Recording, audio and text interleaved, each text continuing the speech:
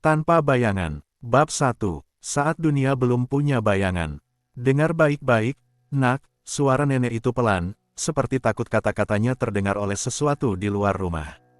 Jangan pernah bicara tentang bayangan di malam tanpa bulan, karena dulu, dunia ini pernah hidup tanpa satu pun darinya. Ia menambah kayu ke tungku. Api memercik kecil, asap naik, berputar seperti makhluk yang bingung mencari jalan keluar. Di luar, kabut turun dari gunung. Tebal, lembab, dan bau tanah basahnya menempel di kulit. Angin menyiul di sela bambu, dan setiap kali begitu, nenek itu berhenti sebentar, memejamkan mata. Seolah angin itu sedang mendengarkan. Zaman dahulu, katanya, manusia belum punya bayangan. Mereka berjalan di bawah matahari, tapi tanah tak pernah mengingat bentuk mereka. Dunia terasa terang, terlalu terang malah. Langit putih, tanah putih, mata manusia pun buta oleh cahayanya. Api menurun sedikit. Bumi belum mengenali anak-anaknya waktu itu. Semua yang lahir hanya numpang hidup, tak ada yang benar-benar diterima. Itulah kenapa mereka cepat mati, nak. Karena bumi tidak tahu siapa yang baru saja keluar dari rahimnya sendiri. Ia tertawa kecil, tapi tawa itu kering seperti dedaunan yang terbakar. Lalu datanglah satu perempuan, orang pertama yang bicara dengan tanah. Namanya tak disebut, katanya tak boleh. Tapi orang gunung menyebutnya ibu tanah. Ia tinggal sendirian di punggung gunung, di tempat matahari tak pernah menyentuh penuh. Di sanalah ia mendengar bisikan bumi, suara rendah yang meminta darah agar bisa mengingat manusia. Dan ibu tanah pun memotong jarinya, meneteskan darah ke tanah, lalu berbisik, "Ingat aku, wahai ibu yang melahirkan tanpa nama." Sejak malam itu, tanah berubah gelap. Setiap langkah manusia meninggalkan bekas hitam di bawahnya. Bayangan pertama lahir dari darah ibu tanah. Bayangan itulah yang membuat kita diingat bumi. Nenek berbisik, jari keriputnya menunjuk ke lantai. Tanah tahu siapa yang berjalan di atasnya, siapa yang mati, siapa yang hilang. Dan setiap kali seseorang lahir, bumi menghembuskan sepotong gelap ke bawah tubuhnya. Tapi tak lama setelah itu, katanya, bayangan mulai kelaparan. Bayangan lapar? Tanya cucu kecil itu waktu pertama kali mendengar cerita ini. Neneknya mengangguk. Iya, mereka haus cahaya. Mereka tak bisa hidup sendiri. Jadi mereka menempel pada manusia. Dan kalau manusia terlalu lama di tempat gelap, bayangannya mulai menggigit. Ia menunduk, menghembuskan napas ke dalam api, membuat percikan kecil menyala. Dulu ada seorang laki-laki yang ingin memisahkan bayangannya supaya bisa hidup tanpa diawasi. Katanya, ia ingin jadi manusia bebas. Ia ingin hidup tanpa beban dosa, tanpa tatapan gelap di bawah kakinya. Laki-laki itu pergi ke hutan, menancapkan pisau ke tanah, lalu berkata, "Pulanglah, bayanganku. Aku tak butuh pengingat dosa." Tanah bergetar, bayangannya memisah, naik perlahan seperti kabut hitam dari bawah tubuhnya. Dan ketika matahari terbit, orang-orang menemukan tubuhnya masih berdiri, tapi kosong, matanya memantulkan langit tanpa warna. Sejak hari itu, para tetua membuat hukum pertama. Manusia tak boleh menolak bayangannya. Sebab bayangan adalah napas yang dipinjam dari bumi. Nenek itu menatap keluar jendela, ke arah kabut yang menelan halaman. Banyak yang lupa, nak, katanya pelan, bahwa bayangan punya hak hidupnya sendiri. Kalau kita marah, ia marah. Kalau kita berbohong, ia menjerit. Makanya kalau kau lihat bayanganmu bergerak tak seirama dengan tubuhmu, jangan teriak. Diam saja, artinya dia sedang menegurmu. Api mulai meredup. Nenek itu mengusap lututnya perlahan. Katanya, dulu di desa mereka ada malam-malam di mana semua bayangan hilang. Rumah tampak aneh, manusia berjalan tapi tak meninggalkan bentuk. Orang-orang ketakutan, karena kalau bayangan pergi, artinya bumi sedang berpaling. Malam tanpa bayangan adalah malam tanpa ampunan, ujarnya. Pada malam itu, setiap jiwa yang menolak bumi akan dicabut tanpa darah. Tubuhnya akan kaku, tapi tanah menolak menelannya. Jadi mereka tetap berdiri, membatu di ladang, di pinggir jalan, di depan rumah, jadi tiang untuk kabut yang datang. Angin dari gunung berdesir masuk lewat celah bambu, membawa suara seperti dengusan rendah. Cucu itu memeluk lututnya, tapi nenek hanya tersenyum. Jangan takut, katanya, bayanganmu masih di bawah kakimu, kan? Anak itu menunduk, melihat lantai kayu yang hangat. Ya, masih ada bayangan di situ, bergoyang pelan oleh nyala api.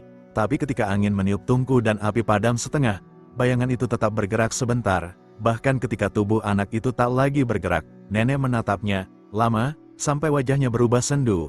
Itu sebabnya, Nak, orang tua dulu suka bilang, jangan bermain dengan cahaya saat maghrib.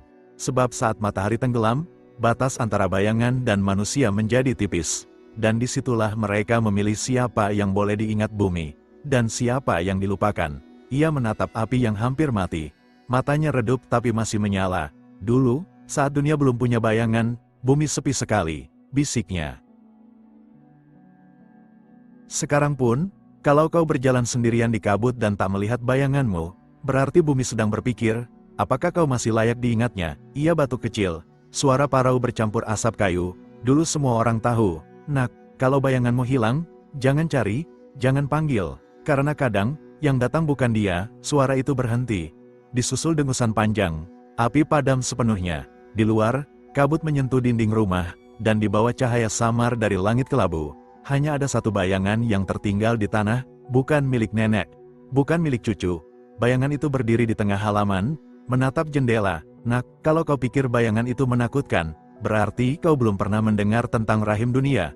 Suara nenek itu kembali bergetar, kali ini lebih rendah, seperti sedang membaca dari sesuatu yang bukan miliknya.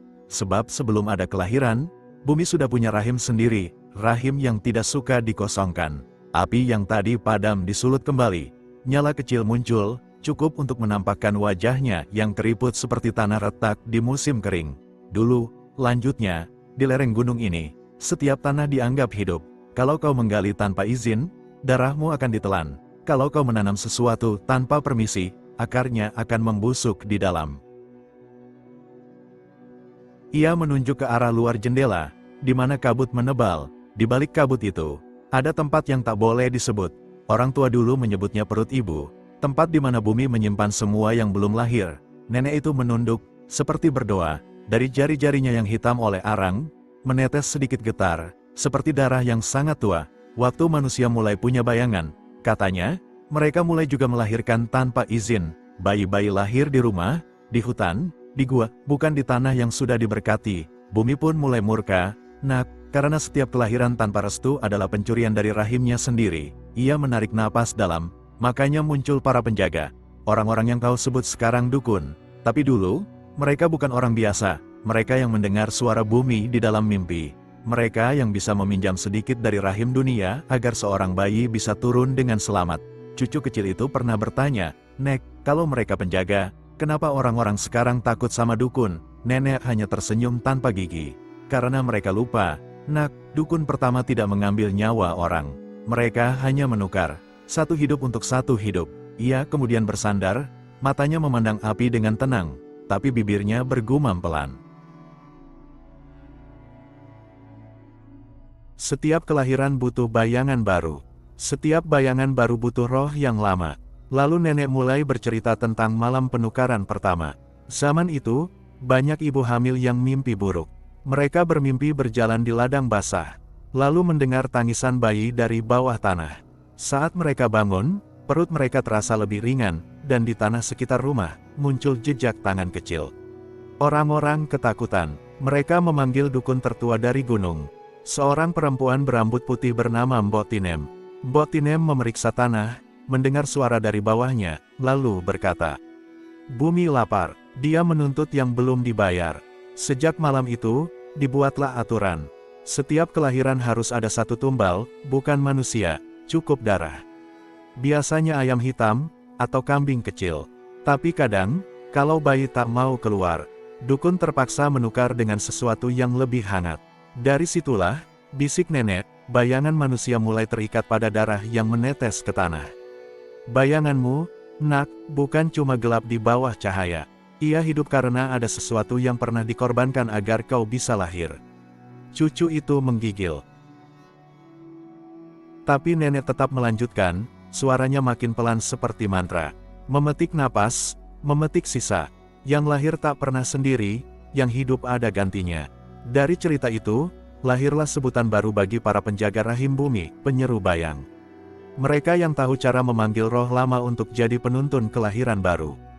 Tugas mereka sederhana, menjaga agar rahim dunia tetap seimbang. Tapi semakin banyak manusia yang melahirkan tanpa izin, semakin besar pula hutang bayangan yang menumpuk. Dan tahu apa yang terjadi kalau hutang itu tak dibayar, nak? Suara nenek itu nyaris berbisik. Bumi akan menolak satu kelahiran. Rahim seorang ibu akan kosong tanpa sebab. Janin itu tak mati, hanya berpindah ke rahim lain.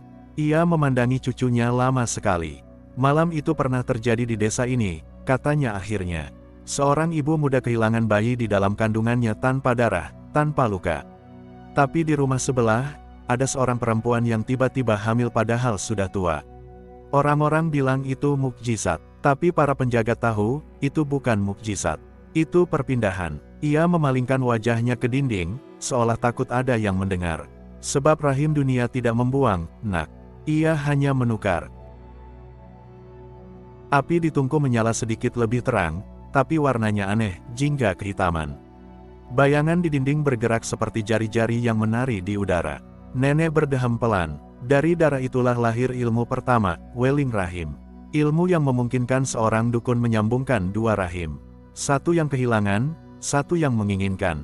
Mereka yang mempelajarinya bisa mendengar suara bayi di dalam bumi.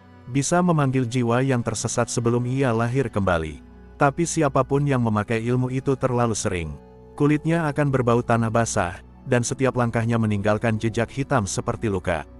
Beberapa dari mereka masih hidup, bisik nenek itu, berjalan tanpa suara di jalanan desa, menatap setiap perut perempuan muda. Bukan karena mereka iri, tapi karena mereka mendengar panggilan dari bawah. Cucu itu berusaha menelan ludah. Nenek, kalau mereka yang kehilangan janin itu, kemana bayinya pergi? Nenek tertawa kecil, tapi tanpa senyum. Tidak pergi, nak, hanya berpindah tempat, dan kadang, rahim baru itu tidak siap menampungnya. Ia menatap ke langit-langit. Bayi yang berpindah tanpa izin bumi sering lahir cacat, atau tanpa sesuatu yang seharusnya ada. Api kembali menurun. Dari luar rumah terdengar suara anjing melolong pelan, lalu terdiam mendadak. Nenek menarik napas panjang, seperti mengumpulkan nyawa untuk satu kalimat terakhir. Suatu hari, katanya, ada dukun yang berani menukar terlalu banyak. Ia membuat 10 ibu hamil di malam yang sama. Tapi bumi hanya mengizinkan 9 bayangan turun. Cucu itu menegakkan tubuh, menunggu. Nenek tersenyum getir, yang ke-10 lahir, tanpa bayangan. Di luar, kabut bergerak, menekan jendela. Api di tungku bergetar, seolah ada napas di sekitarnya. Nenek menutup matanya, seperti berdoa pada sesuatu yang lebih tua dari gunung itu sendiri. Itulah asal ramalan, nak. Tentang anak yang lahir tanpa bayangan. Anak yang tidak diakui oleh bumi maupun langit. Ia membuka matanya perlahan, sorotnya tajam tapi lembut. Dan kau tahu apa yang dibilang dukun tua waktu itu? Bahwa ketika anak itu tumbuh besar, bayangan-bayangan yang pernah dikorbankan akan menuntut tubuhnya kembali. Hening panjang, hanya bunyi retak kayu dan desis api kecil. Nenek menatap lantai, bibirnya bergerak pelan. Itu sebabnya sampai hari ini, setiap kali ada perempuan hamil di lereng ini, orang-orang menyalakan dupa dan membaca mantra lama, supaya rahim dunia tidak mengambil lebih dari yang seharusnya. Ia tersenyum kecil, tapi siapa yang bisa melawan kehendak bumi? Nak, kalau suatu rahim dipilih untuk menampung anak yang hilang dari perut lain, tak ada manusia yang bisa menolak. Angin datang dari arah gunung, membawa bau besi dan hujan pertama. Nenek itu menatap keluar, ke arah kabut yang berwarna merah samar, karena di dalam rahim dunia, bisiknya, setiap kelahiran sudah punya bayangannya masing-masing, kecuali satu.